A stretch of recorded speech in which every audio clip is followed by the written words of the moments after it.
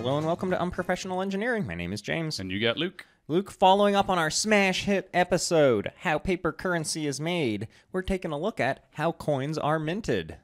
Specifically, U.S. coins. Oh, I focused on all sorts of them. Because I feel like in like other countries, it's either maybe not as sophisticated. Yikes. Maybe they just use like rocks and say this is worth, I don't know. They might just use rocks. They might just use rocks. Shiny. Although if you look at other countries, in particular those over in Britannia, I think that's called, with Brexit and everything happening, their coins are like made out of multiple materials in some cases. Yeah, that seems like, complicated to me. Like it's like one coin inside of like a ring of another coin material. It's like one coin's having a coin baby. Exactly. Yeah. Ours are made out of multiple materials, which we'll talk about later, but they're homogeneously mixed. This is starting out well. All right, fun fact to kick it off. Wow, I love fun facts. Did you know that minting, coining, and coinage are all the same name for the process of manufacturing coins? I did not. Now you do. For more great information, head over to usmint.gov. Not sponsored. Not sponsored at all. No, but I feel like there was a lot of great information there. Oh, there was. It was interesting too, because like if I was a kid and I wanted to like learn about coins, like I felt like it was really geared towards the younger learners. They made it really nice and simple for, which is kind of our brain size and what a lot of our listeners are. Exactly. But that's not true. If you're an older listener, we appreciate you. We do. But what's sweet is if you're like extra old, like almost your age, then you're so like useless that you don't like know how to think right anyways. So we're at the same level. Oh. It's just those like 20 to 50-year-olds. We can move on now. Okay, moving on. Let's talk about the history of coinage. So I feel like this all started with the Coinage Act of April 2nd, 1792. You nailed that. That is where it all started. I did. And basically, the government was like, hey guys, we got to quit like saying this rock is worth this and you got this piece of gold which is fake, and they were using foreign currency at the time. They were using a lot of like currency from Spain and from Great Britain and from literally all kinds of countries. And actually, fun fact, for quite some time, even after the mint was up and running, they allowed you to use foreign currency because apparently their manufacturing process, which we'll talk about, was just so terribly inefficient and slow that they just couldn't make enough coins. That's right, they couldn't. So like all those countries that you talked about, they said, yep, this is still legal tender here. You can keep this Spanish doubloon. But like I can't imagine how confusing that would be counting change back then. Like this doubloon is worth this and this pence is worth that. Maybe that's why they ended up getting rid of it then, Luke. My goodness. Yeah. So the act specified that the U.S. government must buy copper needed to make the coins that represented the half cent and the cent. The half cent has since been... we don't have that anymore? It's actually not even considered legal tender anymore. We don't have a half cent. There is no half cent anymore. Wow, people have been pulling the wool over my eyes for years. And then the raw material for other coins that were made out of gold and silver, they would actually take the material from the people. So the bank would grab the gold and the silver from... I called that rich folk. Yeah. And they would also take the foreign currency, and this is crazy, they would take the foreign currency, and they would melt this all down, and they would actually turn it into the coins that were of higher value. So I thought it was kind of weird that they're like, okay, the government had to buy the copper for the pennies, but the banks and rich folk will provide the silver and gold. Like, what was that? Like, I think they just don't have it around? Well, I think copper was so inexpensive at the time, which changed over time. We'll talk about that a little bit later. But copper was so cheap, it was like, yeah, we'll just buy as much copper as we can. And the U.S. government was like, hey, this gold is in circulation. They're using it as tender anyways. Let's make this official and control it. Yeah, that's kind of weird. Well, the first coins were created using... not a real sweet process from what I was told. It was terrible. But it was just using a screw press fitted with a lower and an upper die, and it just like would smash the coin. Smash. Hulk smash. Hulk smash the coin to make it look the way it was supposed to. And so it would kind of like smash the symbols into the coin then. They use little horsies too sometimes. They would use horsies. So there were different kind of presses. There were larger presses that took 3 men to power. That So would that's compress like the die. 3 men. That's like 7 of you and I. I mean, at least, Okay, right? okay. At least 7 of us. And so those were for the larger dies, and the smaller ones could run off of 1 man. So maybe 2 or 3 of us. Yeah. But you're right. Also, little horsies, not little ones, but big horsies. I can't were imagine the used. contraption they had to build, because they apparently they would harness these horses, and it was still a screw press, but It was still a somehow screw press. they harnessed the horses with like a rope and pulley, and it kind of like went into the building, and they'd like pull the horse forward, then they'd back the horse up to. I feel like this is more complex than, or less complex than you're making it. I feel like it was like a big wooden thing, like a person would push it, or they could attach the horse to it and like kind of rotate that around, giving it some leverage too, and cranking down on that I thing. think the horse just stepped on it. Maybe. And then, I mean, I don't know how you get it to go backwards, turn around somehow, and then horses walk can backwards. Horses can walk backwards. I don't think real efficiently though. Granted, this process was the so problem. slow anyways. That was the problem. It was super inefficient. But it turns out they only needed like 1 horse to do that, because horses are more powerful than people. They are. Which is interesting. And apparently this was such a slow process to make. I think I heard initially some of the very first coins that were made, they were making like 10 a minute or something like that. Like it was, they'd get all the blanks in there, and then they'd do their pushing real hard. What did they do? Pushing real hard. Yeah, they would do that. Now that you mention it, you're right. So in March of 1793, the first coins were delivered. They were 11,178 copper cents, which was not a lot. No, and so that's why they were like, okay, keep those gold coins from England. It's fine. Keep those coins from Portugal. Silver coins didn't start showing up until 1794. And then gold coins showed up in 1795. I wonder how many of those gold coins are actually still in existence. I don't know if they're like what the composition is, but I do have some how expensive some old coins are. I like that. Later on but in the that show. does not answer my question at all. No, it doesn't. Okay, well, just so we understand, that's what just happened there. Okay, moving forward. So then the U.S. Mint hired, and I didn't write the cat's name down. I drew a blank on his name, and I'm drawing a blank on his name right now. So they hired some cat to go explore over in Europe the Franklin mints. Peel? Yeah. P-E-A-L-E. I thought it was Pele. Franklin Pele. Like the soccer player. I think he actually is the same guy. I'm fairly certain he is. So basically, in 1836, a couple years before that, they hire this cat to go over and see how they're doing this over in Europe, because they were doing everything better at the time. They were. Not nowadays. Wah, wah. And so they sent him over. He checked out how they were doing. Apparently, they were using steam power. This was, when steam was, doing everything better, faster. And they actually got to the point using steam presses where they could actually produce 100 coins per minute on an individual press. And then when you combine that with opening up multiple mints, so initially... this was just in Philadelphia is where this was initially happening. Boo. And they realized, hey, we got to start putting mints, in different places. They did. So once they did that, they passed a law, and they could keep up with the demand. In 1857, they were like, hey, you know what? We got to quit using all this gold doubloon and all these pence and pounds and all that sort of stuff. Think about that. That's what? 64 years, give or take, later. It took that long for them to be able to say, okay, stop using all this other type of coin. That's crazy. It's a long time. Yeah, but I guess when you're making 10 or 11 coins a minute, not real good. 100 a minute seems pretty And then fast. you throw in multiple locations. Yeah, multiple to help presses. speed those things up. Did you also see that because of this new method that he brought back over, and I believe it was because it was all steam powered, like steam engine powered, right? That the way it would work is you'd have one person operate the press, drop blank coins down a tube to feed a die, and it would just start pounding out coins. And since it was so much less labor intensive, they started to allow women to do this job as well. So they opened up jobs to women. Nice. So that's good. That's nice of them. Hey, I thought so. Women can do anything men can. Yes, like they create can. coins. Coining, It's minting. a perfect example. That is a perfect example. Now, before we move on to more history of coinage, coining. Mike, we're minting. going to take a break. And Philadelphia, the city of brotherly love, travel and tourism is sponsoring us.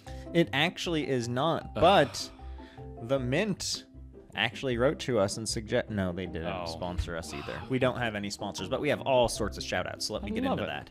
Shout-outs. Eric J. sent us a podcast idea to look at the Scramjet. And he also mentioned he is lazy like me, so he hasn't gotten around to writing us a review. So thanks for that, Eric. That's awesome. Rand D. He's become our most active Twitter fan of late and is also a UW Stout student, or was a Stout student. Go Crickets. Maybe he was a Stout student. Okay. They are the Blue Devils. Okay, sorry. I think he got a shout out already, but that's okay. Okay. Because he retweets and likes us all the time, and I like that. Logan G. and his physics professor, or he had his physics professor, put our Model Rockets episode on for the physics class, which was pretty sweet. We are so famous. Alice H. can't hate on either of us because she loves us both so much, especially our witty banter. She's really buttering us up with that one. She is. I feel like she wants T-shirts or stickers or... Craig W., another Wisconsin Stout listener. Apparently they're Blue Devils, like I just said. They're not Badgers. Who knew? And last but not least, you might know this one. Mr. Dale W. He's a STEM teacher at Joliet Central High School. Shout out to him and his classes listening to us. He has them listen while they're doing their engineering and design work. But he's the guy that posts about Autodesk Inventor and 3D printing all the time on Twitter. Oh, yeah. You'll see him and the stuff his students have made. Occasionally. Yeah, I do know him. And he actually just shared pictures of the stickers that I sent them. So a bunch of the students got our stickers. So it was super awesome. Yeah. So if you want our stickers, email us at unprofessionalengineering@gmail.com. Subscribe, write those reviews. Heck yeah. Pick up the slack for this Eric J. Lazy Bones. Old Lazy Bones Eric J. Yeah, he's not going to write us a review. We need some other people to step up and do it for us. So write us some reviews. That's how the intranets and the interweb learns that we're popular and serves us up in front of more people. That's exactly right. So, yeah, get on iTunes, get on wherever you listen, Podbean, Stitcher, some other thing. I have no idea what you're saying right now. And write us a review, subscribe, listen to us all the time, and make us rich. Yes. Okay, moving on. Whew, now that we're rich. I wanted to start out with a little test for you, Luke. Okay. All right, don't look at my screen. I won't look at my screen Don't look at your screen or my screen. We're going to do a test on how well does Luke know the different branches that coins were printed at. Shoot. I'm going to give you the mint mark. So once they started doing different branches, they decided, so the first ones were, well, I won't tell you what the first ones were. They decided they needed marks, though, to show where they came from, right? And I think that was a quality control process. Right. So, shoot. Mint mark, CC. Carson City. From 1870 to 1893. Mint mark, C. Connecticut. Charlotte. 1838 to 1861. So it was one of the first ones that was opened up. Mint mark, D. Denver. I'll give you that. 1906 to present. Mint mark, D. Another D? Uh-huh. Detroit. No, it's Dahlonega. I don't know. Georgia? This is a place? 1838 to 1861. It was also one of the first ones. Okay. Mint mark, O. Oregon. New Orleans, 1838 to 1861 and 1879 to 1909. Geographically, it was close. the other of the three first branches that were then opened. Mint mark P. That's easy. Philadelphia. Also, mint mark S. San Antonio? San Francisco. That's right. San Francisco is still up and running. Still running. So is Philadelphia. And mint mark W. W was like West Point or something? Yeah, is that how right? weird is that? West Point, New York, 1984 to present. And so, I mean, I have a pretty sweet coin collection. Do you know those coin books where you, like, put the coins in? I used to collect the pennies and find all of the different letters and things like that. And when I saw W, I was like, what the heck is that? But it wasn't really a thing back when I was collecting my coins as a wee lad. So, you know, maybe that was why. So okay. I thought that was good. Fun fact for you, though. Shoot. The penny doesn't get a P mark in Philly. Why? Well, just don't have it. So speaking of pennies, oh, I love this. Apparently, there's this thing about the 1943 copper penny. So according to the American Numismatic, how do you say that? You're the lexicon. Where is it? Numismatic. You're a Numismatic Association. Numismatic Association.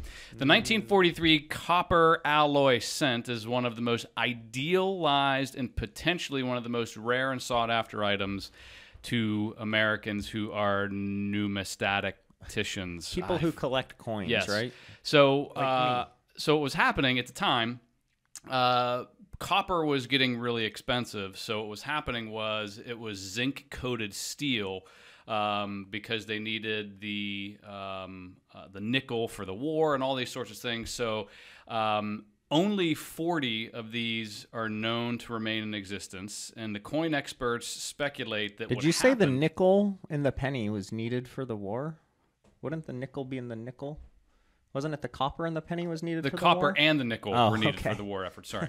I didn't read my notes correctly. So there's only 40 of these things known to be in existence still. And what happened was they think they were accidentally minted because they were just like sitting in the hopper whenever they started making the steel pennies. Right. It was like the leftovers before the next round or something. Yeah. Yeah. So that's interesting. So in 1943, the copper cent was first offered for. I'm sorry.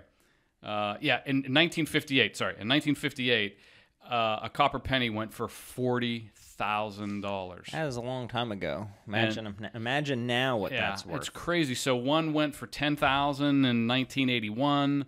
In 1986, one went for $82,000. 96.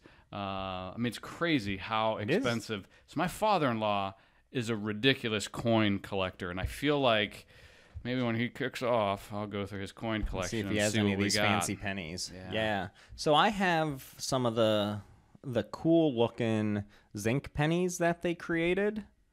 Is that what it was? Yeah. Or, well, whatever the ones where they were shiny and silver. I have those three, but I unfortunately have none of the 40 remaining or created expensive ones. So maybe I'll get one of those. If you want to find me a present, go ahead and buy one of those for me. How about that? That's a kind of cool story, though. But it's weird. It's kind of like stamp collectors when they're like, oh, here's one of the rare double printed ones, or like misaligned things. The Wright brothers airplanes upside down. Yeah, exactly. I feel like on a stamp, don't you just kind of like? Yeah. Well, anyways, do you want to talk about coin specification since we're talking about materials? I mean, sure. Why not? Do you have anything on that? I mean, I might, but go ahead. Okay, so currently, coins right now, the only coins that are actually in production right now is the cent, the nickel, the dime, the $quarter, the $half, and the full dollar. So those are the only things that are in current production, and this is current material. So the cent. What were they that were still in production? The cent, the nickel, the dime, the quarter, the $half, and the dollar. So they do make the $half still? Yeah. And they do make the dollar coins, because I never see those. Yeah, they're very rare. I think most of those go in those collector's editions that you kind of buy. Yeah. So the cent is actually only 2.5% copper. The rest of it is zinc. Ooh. The nickel is 25% nickel, and the balance of it is, what's CU on the chart? Copper? Copper? Yeah. CU's copper? I think so. CO? Okay. The dime is 8.33% nickel. The quarter is also 8.33% nickel. The $half is 8.33% nickel.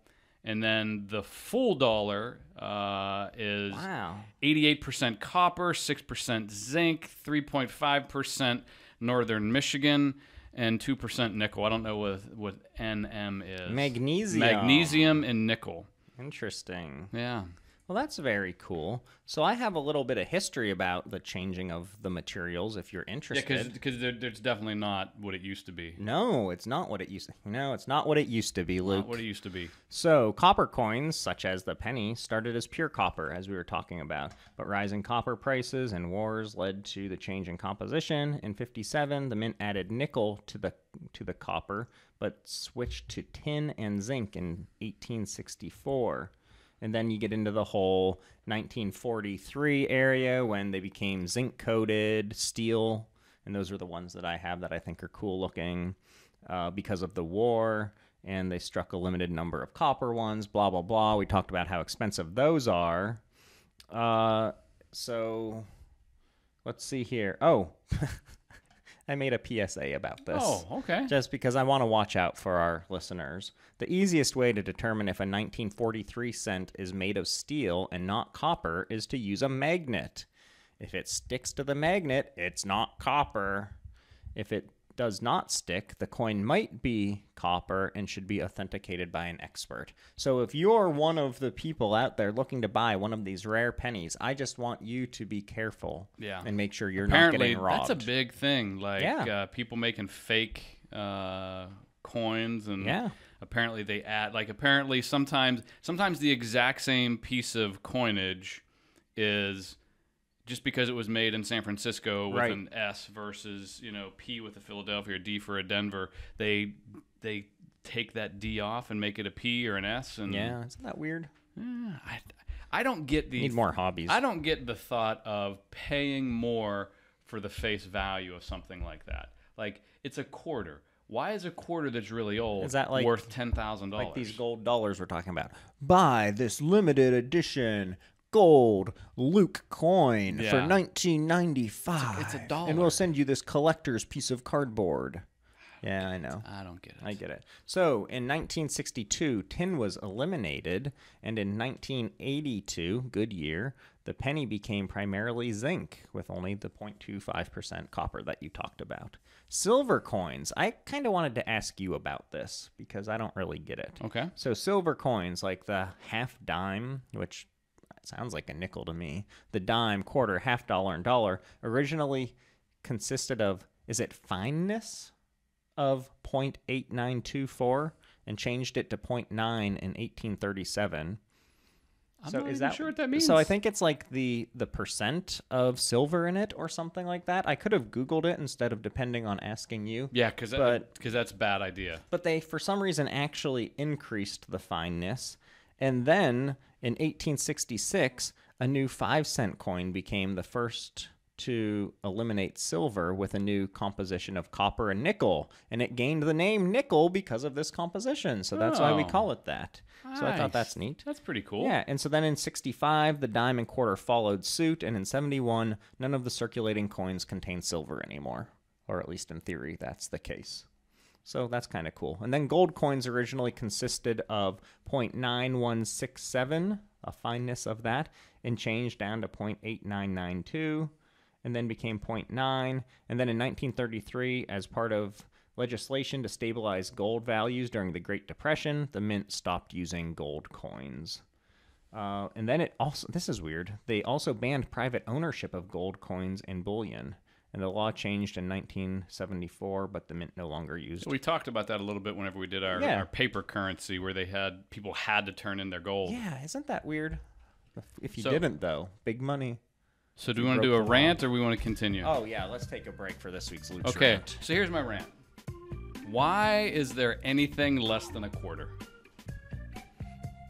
Because people need to collect pennies. So, like, aren't they talking about getting rid of the penny? So here's the thing that drives me crazy. So no one, like, basically, what would you bend over to pick up if it was on the ground? I don't do anything less than a quarter. I will not pick up anything less than a quarter. If it's a quarter, I'll pick it up. I don't know. If it's a quarter, I'd pick it up. Without a doubt, I'll pick it up if it's a quarter. I don't know if it's without a doubt. What if it's all covered in, like... Well, yeah, if it's covered in poop and stuff like that.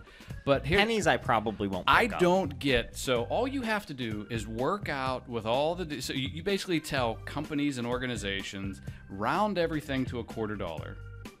That way, you can literally eliminate all this small Taxes. change. Taxes getting in the way. I guess it does add up. I mean, Yeah. a million pennies is a million Superman. pennies. The Superman scheme. Or Office Space, where they just take all those rounded off things and all of a sudden they're rich. Yeah, Yeah. I don't know. I don't love like Office Space. I don't like the penny, the dime, or the nickel. Don't like them. Don't use them. I don't really like them either. I don't carry any change around with me. I don't carry so- paper cash.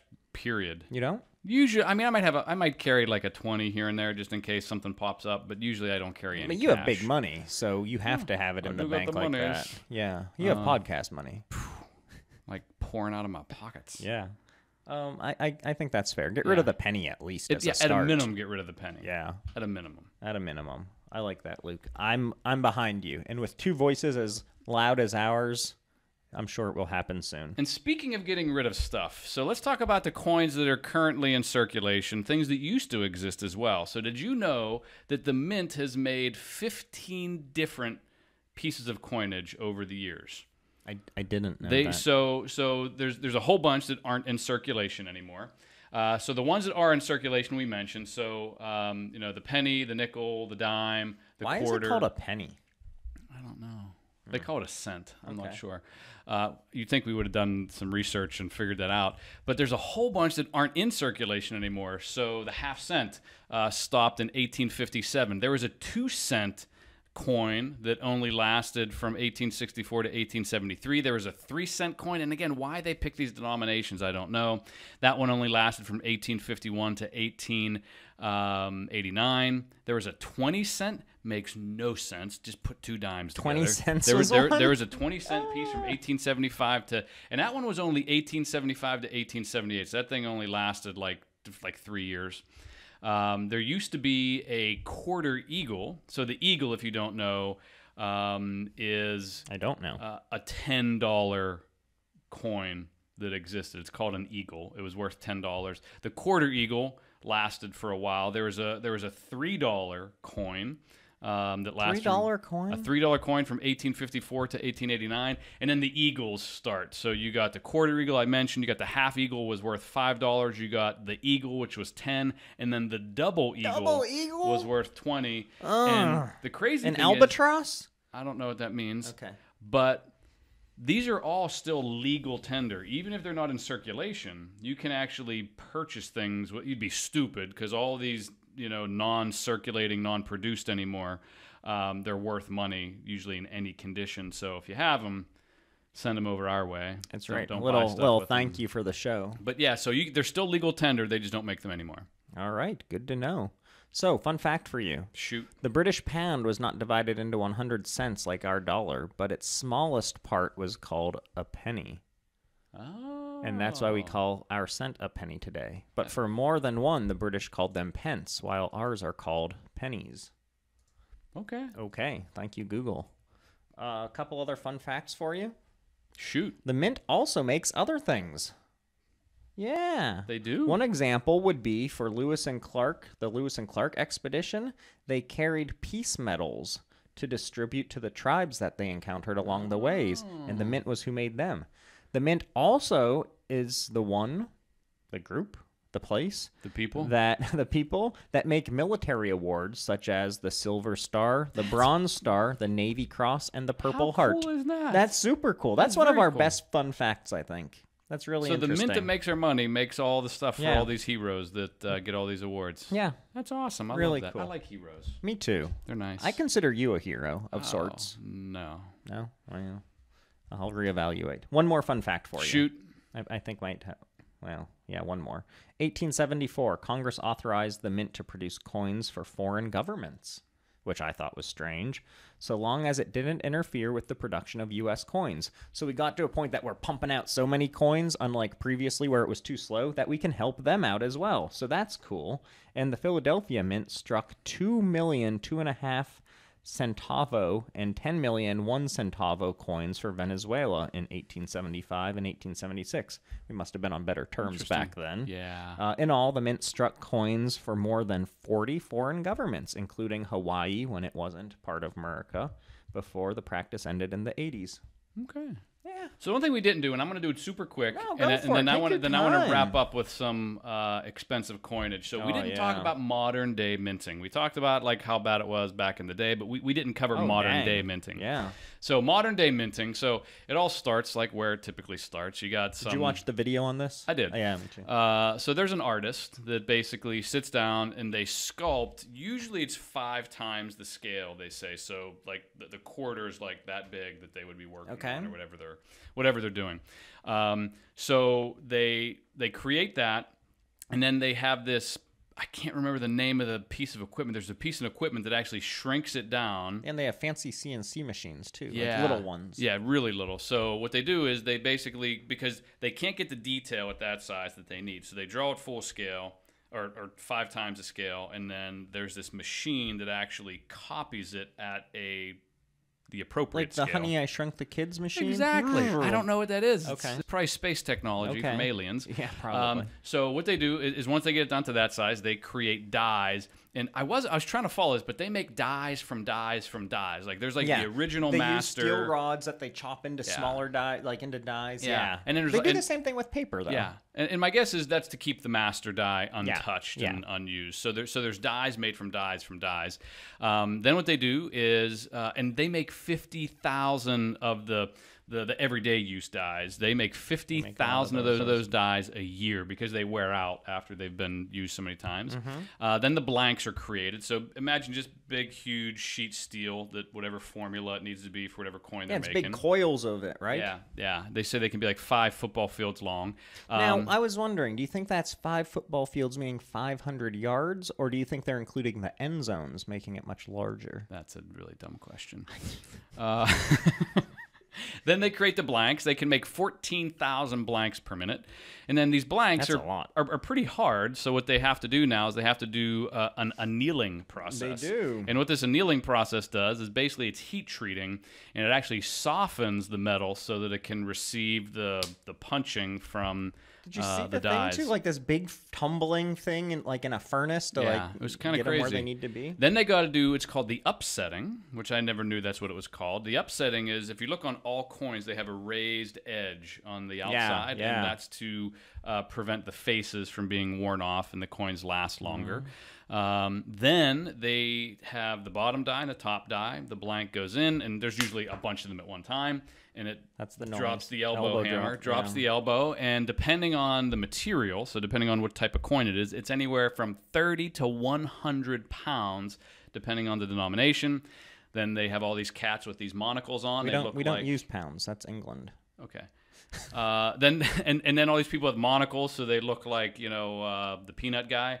Mr. Peanut. Mr. Peanut, they kind of look at the coins, make sure that they're good. They count them. I'm sure they throw some in their pockets. They weigh them, and then they ship them off to the Federal Reserve. Yeah. I wonder how many new jobs it took to make all those state quarters, because they didn't change the coins that often, and then all of a sudden it was just like new quarter, new quarter, new quarter. I remember it was pretty cool whenever your state got picked. Yeah, I liked that. I remember that. It was a big deal.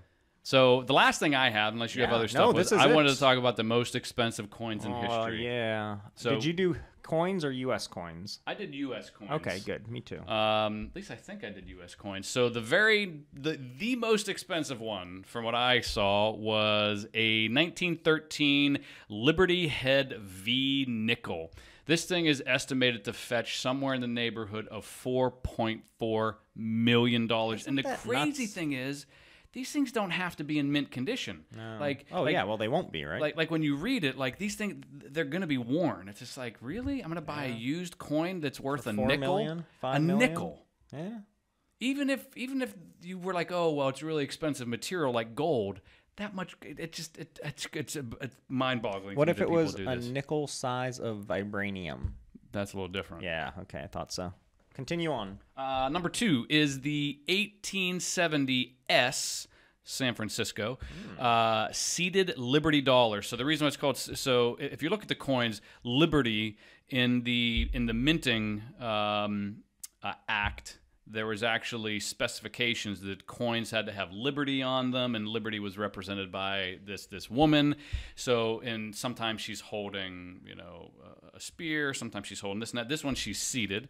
It's $1, and this one estimated could be worth almost $2 million, $1.9 million. This is where the double eagles come in.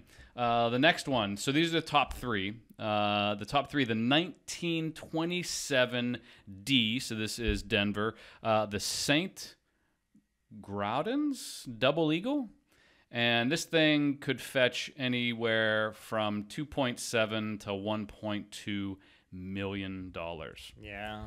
So the most recent one. So then I wanted to say, well, I don't have any of those things from like 1927 or whatever. But the most expensive recent one I could find, it's a 1930. It's also a double eagle from Denver, and this one could fetch anywhere from $35,000 to $125,000. You might want to pick up a couple of those then. So this one was it was made in 1930.